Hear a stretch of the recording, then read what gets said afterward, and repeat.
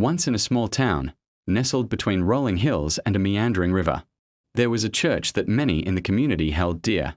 It was a place where people gathered not just to worship, but to find solace, support, and a sense of belonging. However, unbeknownst to most, the heart of the church was not as pure as it seemed. The pastor, a charismatic man with a silver tongue, preached passionately about faith, generosity, and the importance of giving. Each Sunday, the congregation filled the pews, hanging on his every word.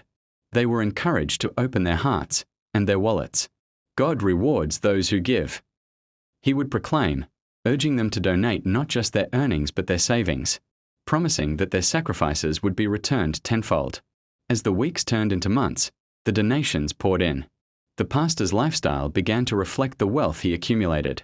He drove a shiny new car, wore expensive suits, and took lavish vacations, all while the church's promise of helping the needy remained unfulfilled. The money intended for the less fortunate seemed to vanish into thin air, leaving many in the community wondering where it had gone.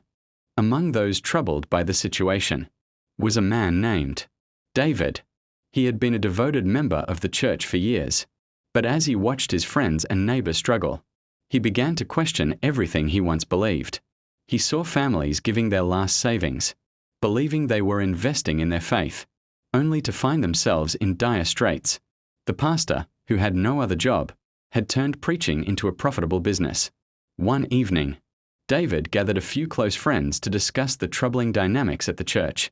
They shared stories of their struggles and the burdens they carried, all while feeling pressured to give more. Together, they decided it was time to take a stand. They reached out to other members of the congregation. As word spread, more and more people began to join their cause. They organized meetings, inviting speakers who could offer guidance and support. Slowly, they began to uncover the truth behind the pastor's lavish lifestyle and the false promises that had led them astray. With newfound courage, they approached the pastor, demanding transparency and accountability. The confrontation shook the church to its core, and the community began to heal. They learned to rely on one another, forming a network of support that didn't depend on the pastor's empty promises. Through their shared struggles, they found strength in their unity, vowing to rebuild their community on trust and genuine compassion. David and his friends discovered that true faith lies not in blind obedience, but in questioning and standing up against injustice.